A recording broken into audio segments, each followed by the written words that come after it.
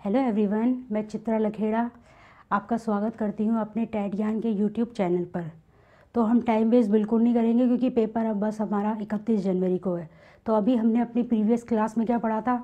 हम लोगों ने पढ़ा था कि major landforms of the earth के अलग अलग जो स्थल की आकृतियाँ हैं वो क्यों बनती हैं। तो हमने उसमें पढ़ा था कि दो तरह की पृथ्वी क्या करती है, दो तरह की क्रियाएँ कर रही है। दो तरह की क्रियाएं उसमें हो रही है। एक हो रही है उसकी अंदर से, जिसको हमने कहा था आंतरिक, और एक बाह्य क्रिया। क्या कर रही है? दोनों क्रियाएं जब होती हैं तो इनका इफेक्ट किस पर पड़ता है? हमारे स्थल पर। और इन्हीं के द्वारा अलग अलग आकृतियां हमारे स्थल मंडल पर, स्थल वाले रूप पर पाई जाती हैं। तो चलिए, हमने कहाँ तक कर लिया था? हमने कर लिया था अपने पर्वतों तक। तो अब हम उसका आगे पढ़ते हैं। हमने पढ़ा था कि पर्वत क्या होते हैं? जो स्थल का सबसे ऊंचा भाग होता है उसे मैंने कहा था कि पर्वत होते हैं। और लेकिन बिलो 600 मीटर से नीचे वाले जो ऊंचा हुआ हिस्सा क्या कहलाएगा? पहाड़ी कहलाएगी। फिर हमने करा था कि पर्वतों में क्या था? हमने 3 तरह के पर्वत करे थे। वलित पर्वत, दूसरा मैंने जो फोल्ड होते हैं इस तरह से, जब टेक्टोनिक प्लेट्स आती हैं तो क्या कौन से पर्वत बनते हैं? वलित पर्वत। ऊपर की तरफ हिस्सा उठ जाता है हमारे लैंड का। फिर मैंने बताया था भ्रंशोत पर्वत, यानी भ्रंश पर्वत या खंड पर्वत बोलते हैं। जब खींचता है टेक्टोनिक प्लेट्स, जब मेंटल वाले हिस्से से वो खींचती है तो क्या होता है? वो हिस्सा धंसकर नीचे की तरफ चला जाता है और ऐसे ब्लॉक से बन जाते हैं चौड़ाई में। ये देखिए कुछ इस तरह से।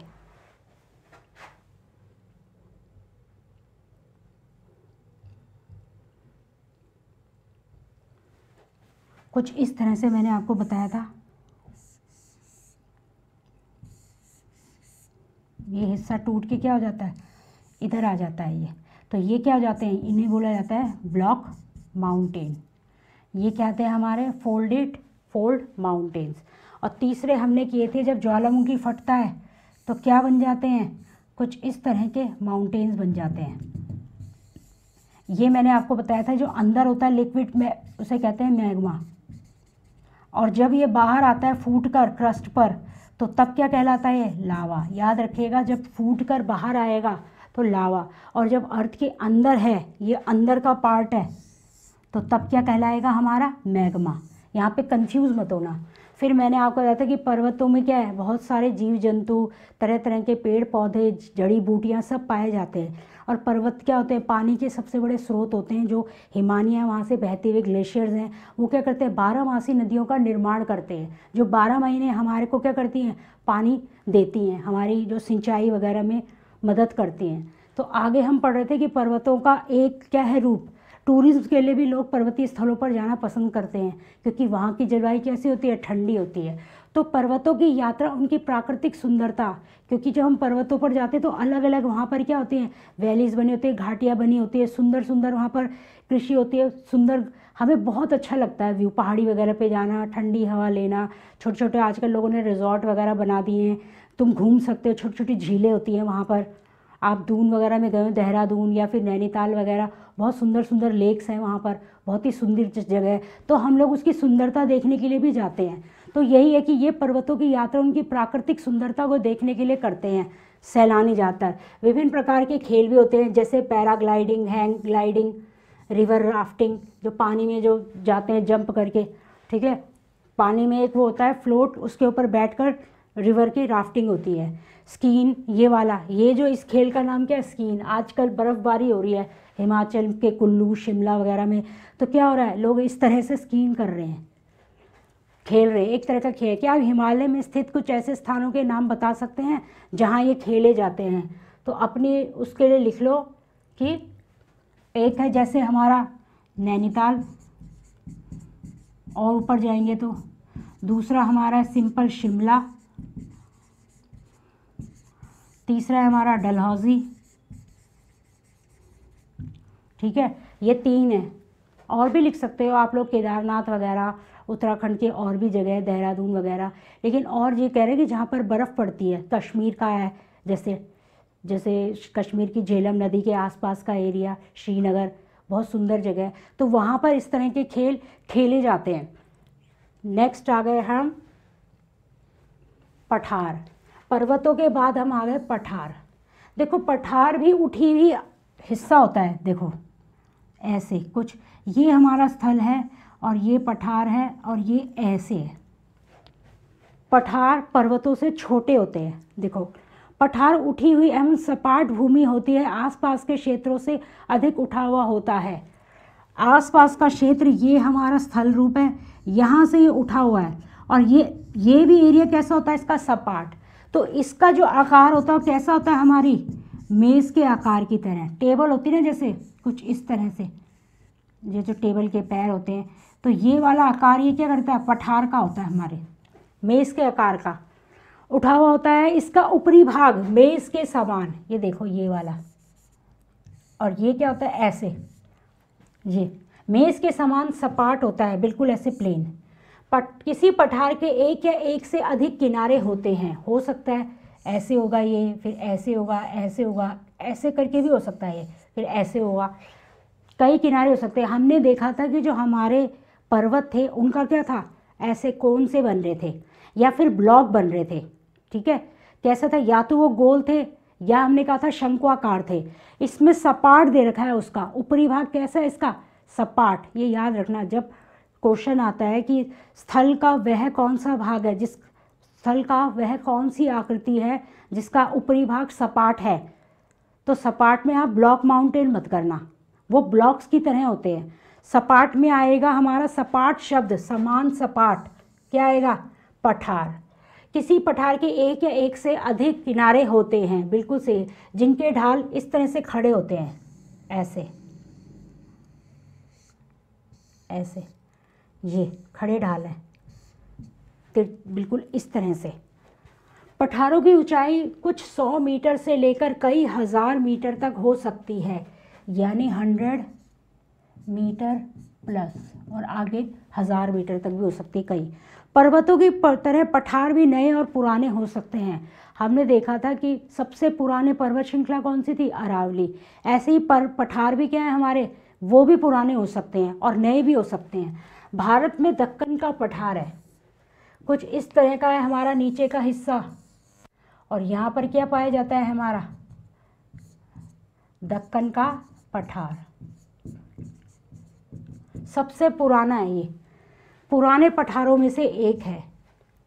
कहते हैं कि जो दक्कन का पठार है वो हिमालय से भी पुराना है, कई जगह ये भी लिखा हुआ है। तो दक्कन का पठार बहुत पुराना है। और किससे निर्मित है ये, ज्वालामुखी द्वारा निर्मित है, लावे से बना हुआ है ये। केन्या, भारत का तो दक्कन का पठार हो गया, और बाकी के केन्या, तंजानिया और युगांडा कहाँ है, हमारे ईस्ट अफ्रीका में, वहाँ के पठारे हैं। 1, 2 और 3, कहाँ हैं ये तीनों, पूर्वी अफ्रीका में। ऑस्ट्रेलिया का पश्चिमी पठार, इस प्रकार के उदाहरण है। तिब्बत का पठार, ये इंपॉर्टेंट है, आता भी है। विश्व का सबसे ऊंचा पठार कौन सा है हमारा, तिब्बत का पठार। सबसे ऊंचा पठार कौन सा है, तिब्बत का पठार। पठार कौन कौन से करे थे हमने, दक्कन का पठार, जो कहाँ है, हमारे भारत में है। किससे निर्मित है, लावा से निर्मित है। दूसरा हमने किया था केन्या, तंजानिया और युगांडा का पठार कहाँ पाया जाता है, अफ्रीका में, पूर्वी अफ्रीका। फिर हमने किया था ऑस्ट्रेलिया का, 1, 2, ये मिटा के करती हूँ मैं, दक्कन का पठार था एक, ये तीनों अफ्रीका के हैं, 2। फिर आ गया था ऑस्ट्रेलिया का पश्चिमी पठार, 3, और इसमें तिब्बत का पठार जो चौथा वाला है, क्या है, विश्व का सबसे ऊंचा पठार है। इसकी ऊंचाई कितनी है, समुद्री तल से 4000 से 6000 मीटर तक ऊंचाई, माध्य समुद्र से। समुद्र तल मैंने बताया था कि सब जगह समान होता है, लेकिन कभी कभी कुछ तल थोड़े ऊपर नीचे हो जाते हैं, इसलिए हमने सभी तल का माध्य लिया है। एक ऐसा पॉइंट लिया जहाँ से क्या कहते हैं, पठारों की ऊंचाई नापी जाए। तो अगर वहाँ से देखेंगे माध्य यानी मीन, वहाँ से समुद्र तल से 4 से 6000 तक के भी मीटर के क्या होते हैं, हमारे पठार हो सकते हैं। यानी कि इतने ऊंचे होते हैं, 6 मीटर तक के भी, बहुत ज़्यादा हैं ये भी। पठार बहुत उपयोगी होते हैं, बिल्कुल। अब पठार, पर्वत इतने ऊंचे होते हैं, पठार कुछ ऐसे होते हैं, ठीक है, क्योंकि उनमें खनिजों की प्रचुरता होती है। अब पठार जो है, मैंने आपको बताया था, पठार अगर पर्वत में हमको पता चले कि हमको खनिज चाहिए, तो अगर हम पर्वतों को काटने पे आएंगे तो हमारी हिम्मत नहीं है। लेकिन पठार क्योंकि पर्वतों से थोड़े से नीचे हैं इसलिए ईजी है वहाँ माइनिंग करना। इसलिए पठारों में क्या होता है, ज़्यादातर माइनिंग जितने भी खनन कार्य होते हैं वो पठारों में ज़्यादा होते हैं बजाय किसके, पर्वतों के। पर्वत बहुत ऊंचे होते हैं, वहाँ बहुत पथरीले, बहुत ऊबड़ खाबड़, जबकि पठारों का ये जो हिस्सा होता है ना ये फ्लैट होता है, अभी हमने देखा था। तो यहाँ पे इजी है क्या, माइनिंग करना।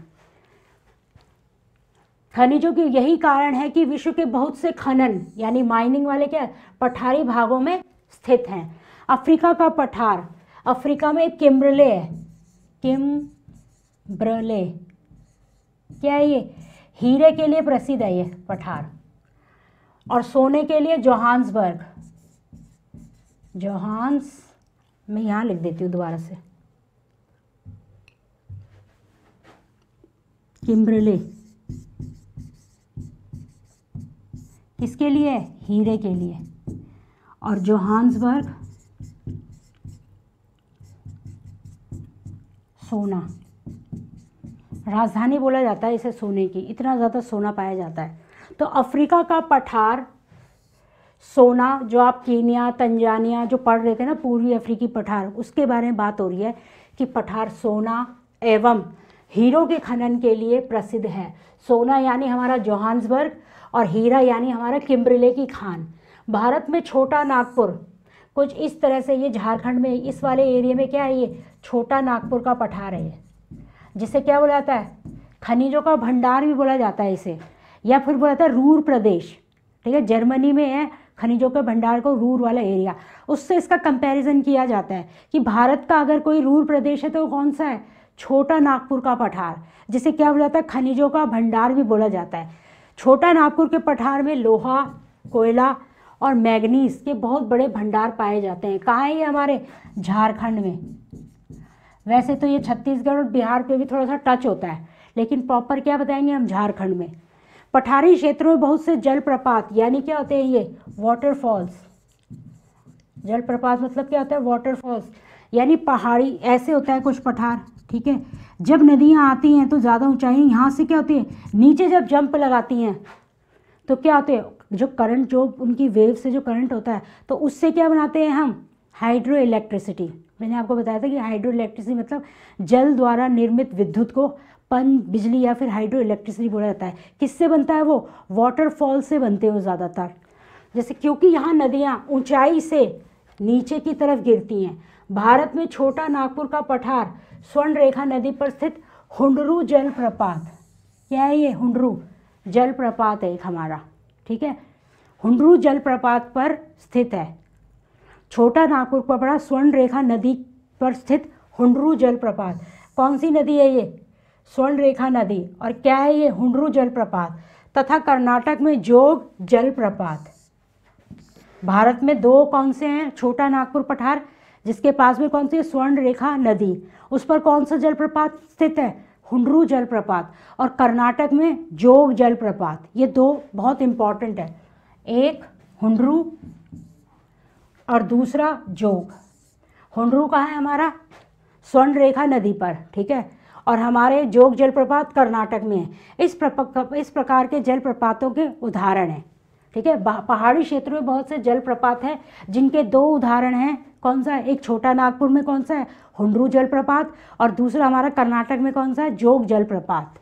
लावा पठार में काली मिट्टी, मैंने आपको बताया था कि जो हमारे यहाँ ज़्यादातर जो पठार है क्या है, ये लावे से बने हुए हैं।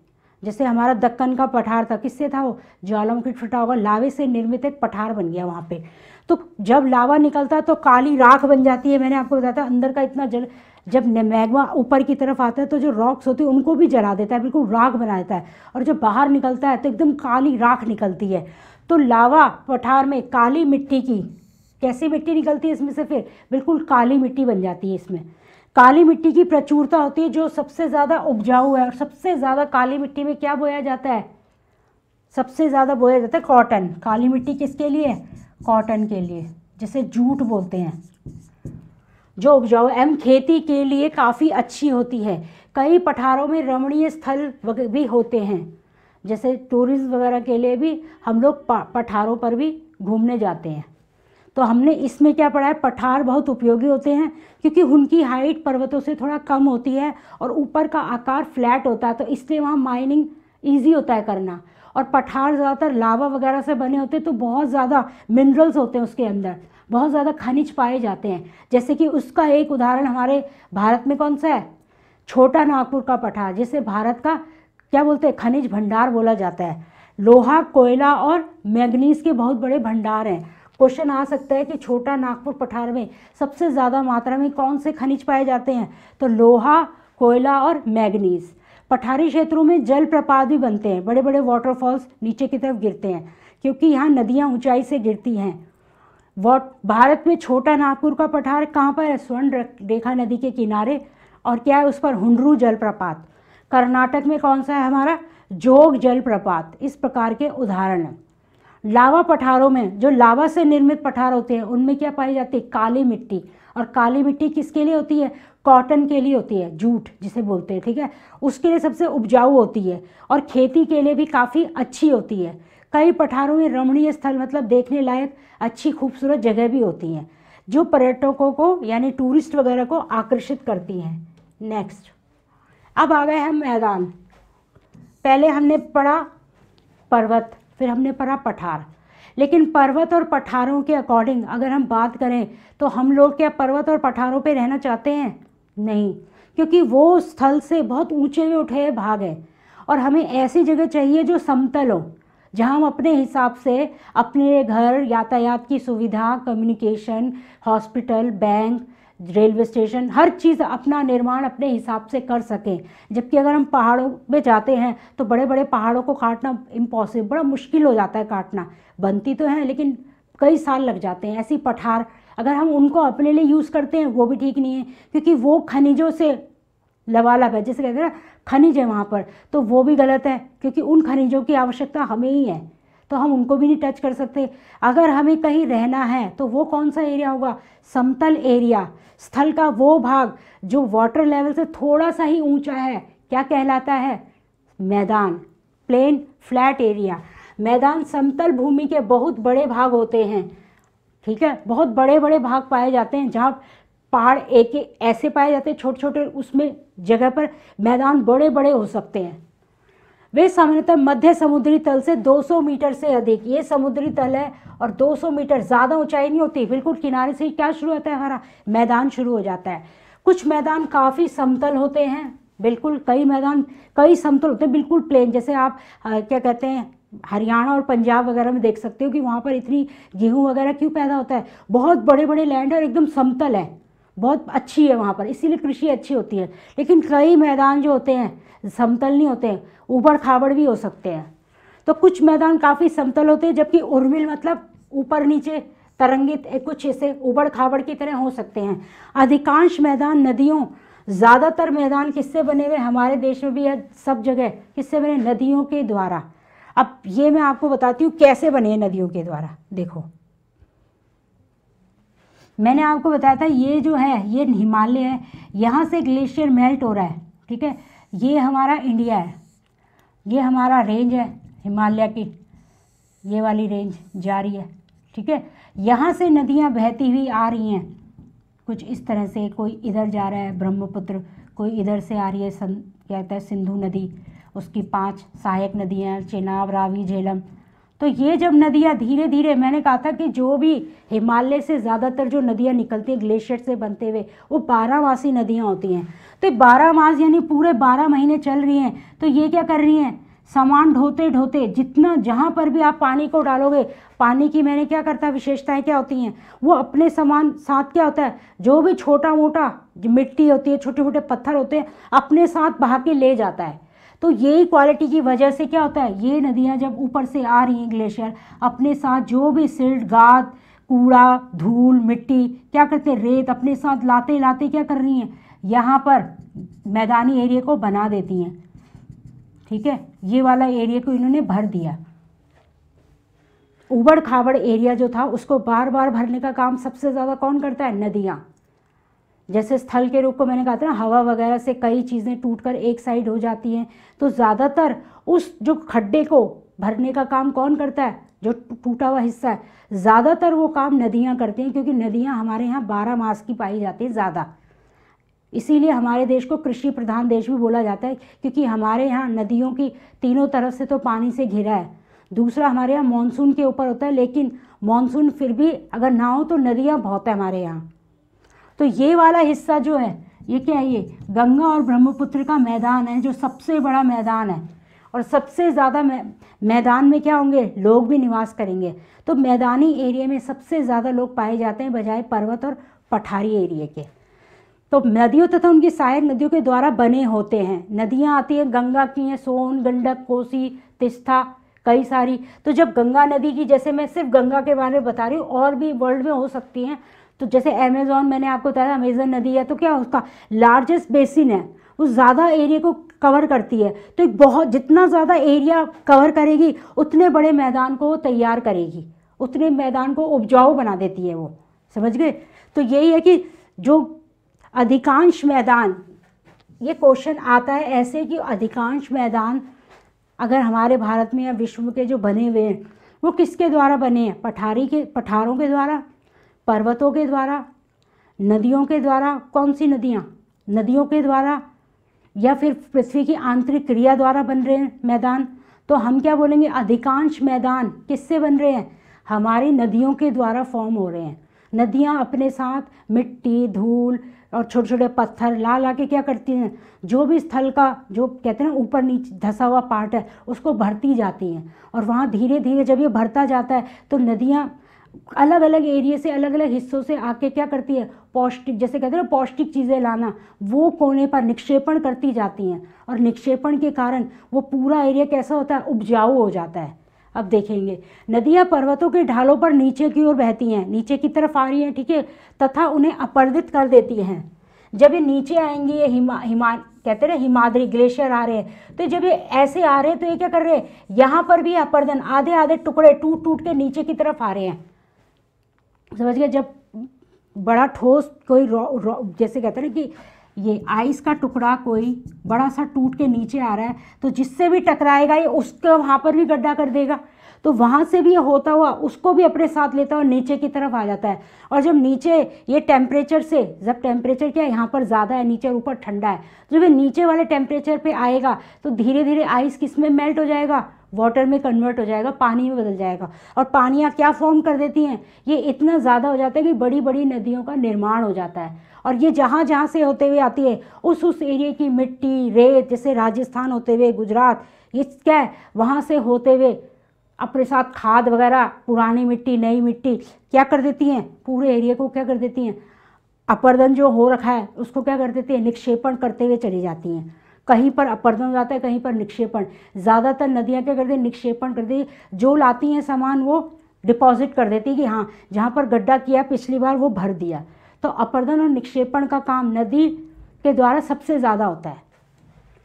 अपर्दित कर देते हैं, वे अपर्दित पदार्थों को अपने साथ आगे की ओर ले जाती हैं। इरोजन मतलब घिसकर आगे की तरफ अपने ढोए हुए जाने वाले पदार्थों जैसे पत्थर, बालू यानी रेत, सिल्ट जो बिल्कुल गाद होती है, घाटियों में निक्षेपित कर देती है। जो कोने कोने, मैंने कहा था ना कि जो घाटी बन जाती है बीच में, क्या होता है? वहाँ पर ये भरती जाती है धीरे धीरे, और क्या बन जाते हैं? वहाँ पर बड़े बड़े मैदान बन जाते हैं।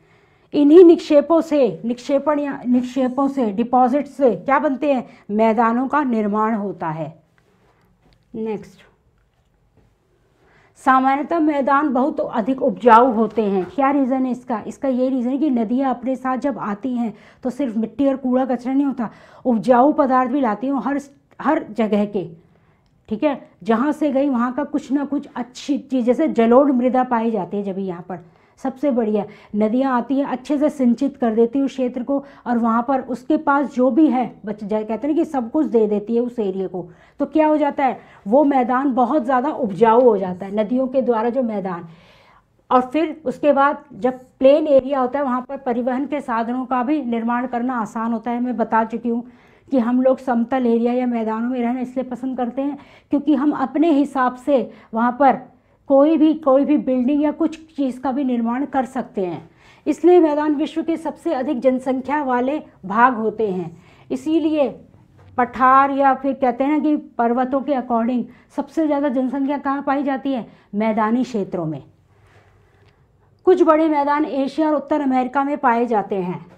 एशिया और उत्तर, एशिया का सबसे बड़ा मैदान, एशिया के 2 मैदान हैं, एक है गंगा ब्रह्मपुत्र और दूसरा है यांगसे नदी द्वारा जो चाइना में है। आपको पता है सबसे ज़्यादा पॉपुलेशन में नंबर 1 कौन है? चाइना। तो चाइना में सबसे ज़्यादा, चाइना के लोग कहाँ रहते हैं? यांगसे नदी के जो मैदान बनाया गया है, ठीक है। और इंडिया में सबसे ज़्यादा कहाँ रहते हैं? जो गंगा और ब्रह्मपुत्र के द्वारा जो मैदानी एरिया है वहाँ पर रहते हैं। तो एशिया में, उत्तर अमेरिका में प्रेरीज वगैरह सुना होगा आपने, घास लैंड वगैरह, तो शायद वहाँ पर भी हो सकता है, ठीक है। उत्तर अमेरिका में पाए जाते हैं। एशिया में स्थित भारत में गंगा जो एवं ब्रह्मपुत्र, गंगा ब्रह्मपुत्र द्वारा जो मैदान है, और चीन में यांगसे नदी का मैदान इसके प्रमुख उदाहरण हैं। पता है सबसे ज़्यादा पॉपुलेशन चाइना में नंबर 1 है, चाइना पॉपुलेशन में, और भारत क्या है? नंबर 2 है। मैदान मनुष्य के रहने के लिए सबसे उपयोगी है, बहुत इजी होता है मैदान में रहना। यहाँ की जनसंख्या बहुत अधिक होती है क्योंकि मकानों के बनाने और खेती के लिए बड़े बड़े हमें लैंड्स मिल जाते हैं। मैंने कहा था ना कि अगर हम उत्तराखंड या फिर क्या कहते हैं कश्मीर या फिर हिमाचल, थोड़ा सा और उधर की तरफ देखें, या फिर पंजाब और हरियाणा को देखें, तो ज़्यादा प्लेन एरिया हमें कृषि के लिए कहाँ मिलेगा? हरियाणा, पंजाब या यूपी के पास मिल जाएगा। लेकिन अगर हम जैसे जैसे ऊंचाई की तरफ जाएंगे पहाड़ी एरिया में, लैंड क्या होते हैं? छोटे छोटे कटते हुए किस में चेंज हो जाते हैं? सीढ़ी नुमा बन जाते हैं खेत। तो वहाँ पर मुश्किल हो जाता है हमको खेती करना। इसलिए बड़े बड़े जो मैदान होते हैं जहाँ हम समतल एरिया में रहते हैं, वहाँ कृषि और निवास दोनों ही आसान होता है। समतल भूमि की प्रचुरता होती है क्योंकि यहाँ मकानों के बनाने के लिए भी और खेती के लिए भी। उपजाऊ मिट्टी के कारण यह भाग खेती के लिए काफ़ी उपयुक्त है। जैसे भारत में गंगा का मैदान देश में सबसे अधिक जनसंख्या वाला क्षेत्र है। आ जाएगा कि भारत में सबसे ज़्यादा जनसंख्या कहाँ पाई जाती है।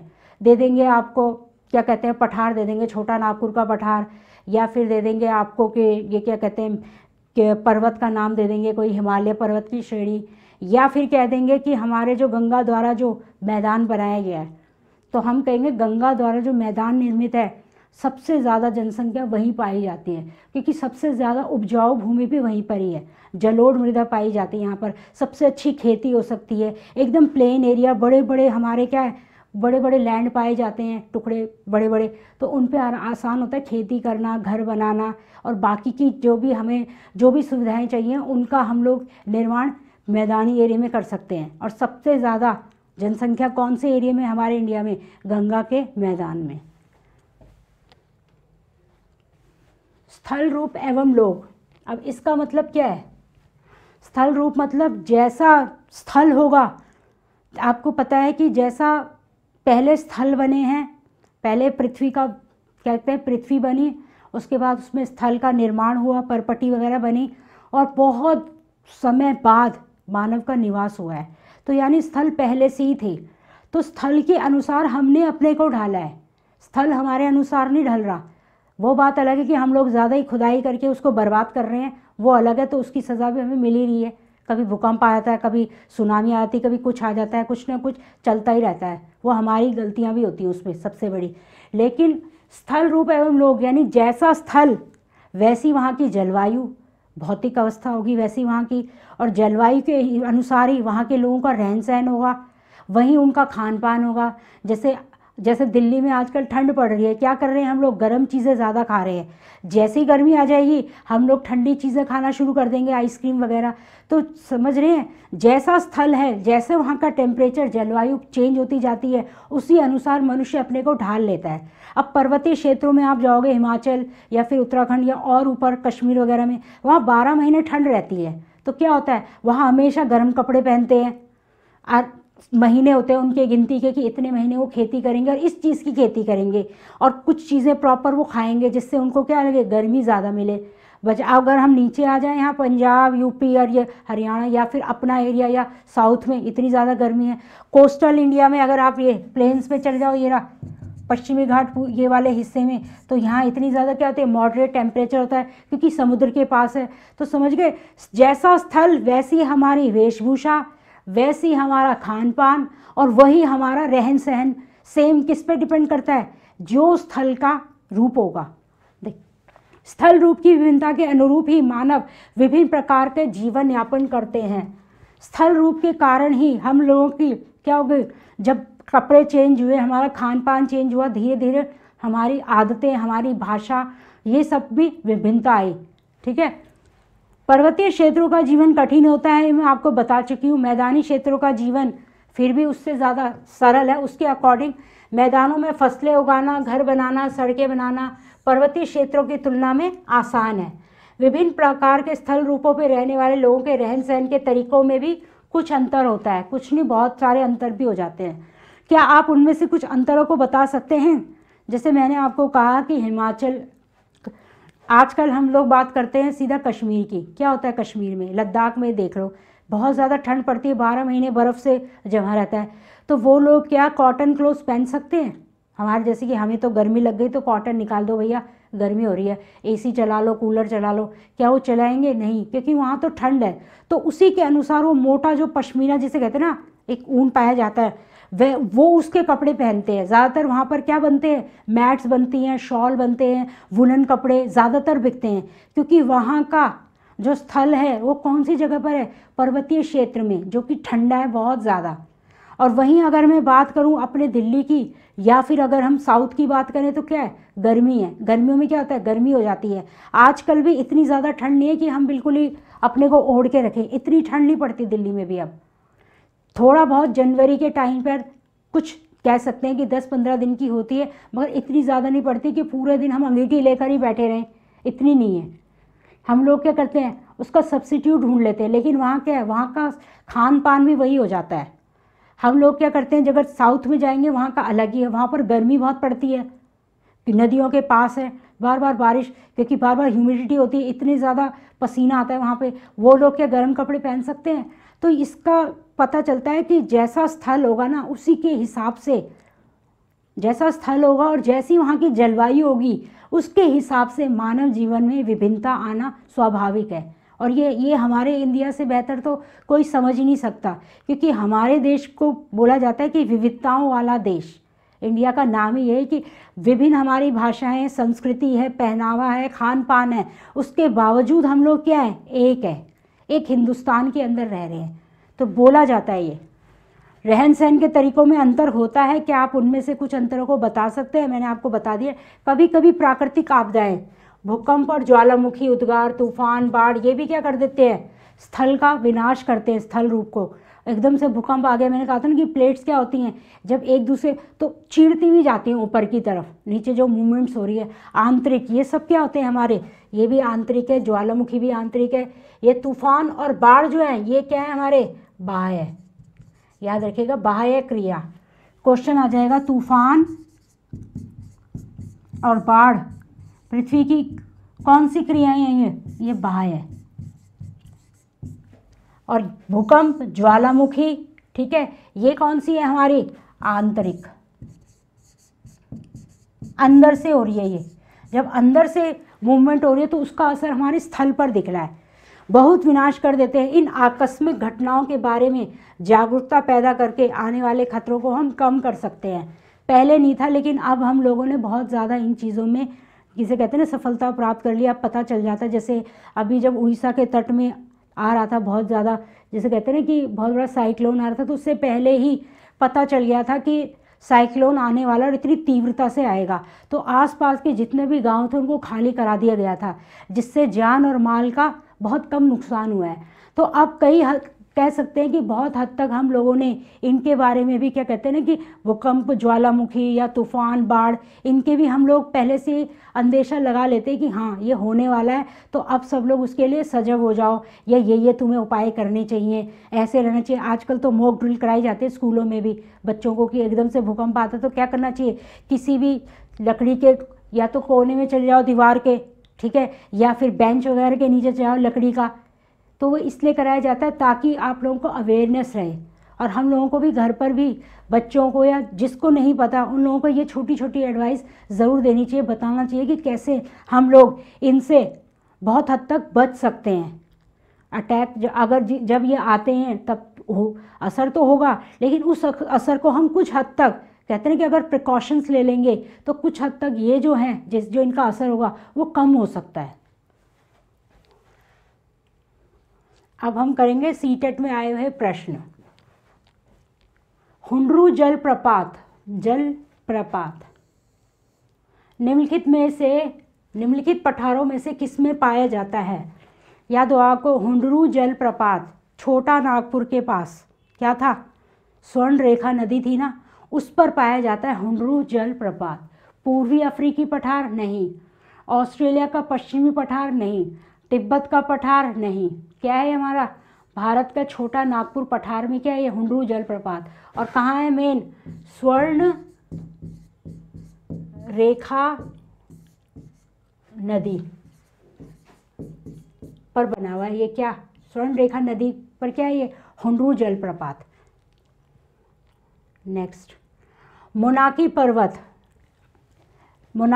कहाँ था हमारा, सबसे बड़ा जो क्या था हमारे एवरेस्ट से भी बड़ा पर्वत, ठीक है, कहाँ था वो हमारा, सागर की सतह के नीचे, जो समुद्र के नीचे पाया जाता है। इसकी ऊंचाई एवरेस्ट से भी अधिक है। एक बार पेन चेंज कर लेती हूँ, एवरेस्ट से भी अधिक है यह निम्नलिखित महासागरों में। मोनाकी पर्वत याद रखिएगा, मोनाकी, और पीछे क्या था हमारा, एक बहुत बड़ा गड्ढा था, मेरियाना ट्रेंच। दोनों ही सबसे बड़ा महासागर कौन सा हमारा, प्रशांत महासागर में पाए जाते हैं। सीधा प्रशांत महासागर पे टिक करना है आपको, कोई ऑप्शन देखना ही नहीं है।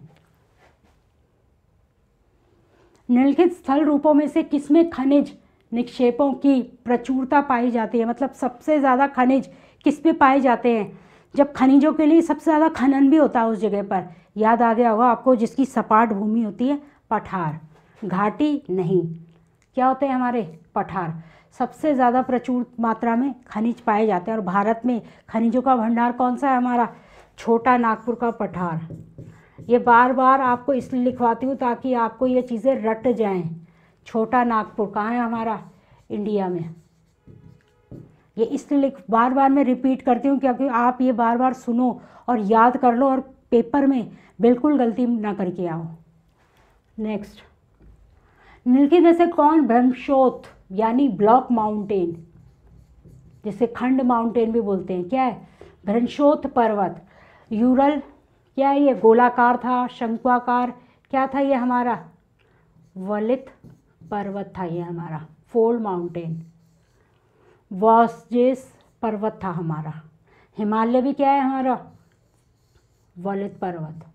एप्लेशियन भी क्या है हमारा, वलित पर्वत। ये क्या है हमारा, वॉसजेस और पर्वत। तो चलिए आज के लिए इतना ही, आज की वीडियो में इतना ही था, और मिलते हैं अपनी नेक्स्ट वीडियो में। आई होप आपने पृथ्वी के अलग अलग जो स्थल रूपों में अलग अलग आकृतियाँ बन रही है उनके बारे में जानकारी ले ली होगी। फिर भी अगर आपको कोई डाउट होता है तो आप लोग कमेंट में जाकर ज़रूर मुझे बताएं, मैं पूरी कोशिश करूँगी कि उसका जवाब दूँ। और जितने भी आपके डाउट्स हैं अगर पिछले चैप्टर्स में से हैं तो वो भी आप बताएं। और ये जितने भी क्वेश्चंस कराए जाते हैं इनको बार बार देखें और ख़ुद सॉल्व करने की कोशिश करें। ये क्वेश्चन को रटे मत। अगर ये ऑप्शन दे रखा है वॉसजेस पर्वत, तो सीधा आपको कहाँ जाना है, ब्लॉक माउंटेन वाला पेज खोलना है और वहाँ पर देखना है कि क्या ये था आंसर, क्या गलत तो नहीं है, और ये क्यों है इसका जवाब। तो हर क्वेश्चन के आगे आप क्यों लगाना सीखिए। क्यों हिमालय फोल्ड माउंटेन्स है, ब्लॉक माउंटेन नहीं है, क्यों बताया हमने कि वो वलित है। तो उसका रीज़न जब आप जानेंगे तो आपको रटने की ज़रूरत नहीं पड़ेगी, आप अपने आंसर्स बनाना सीख जाएंगे। तो चलिए आपकी आज की क्लास में बस इतना ही, और मिलते हैं अपनी नेक्स्ट वीडियो में। तब तक के लिए टेक केयर।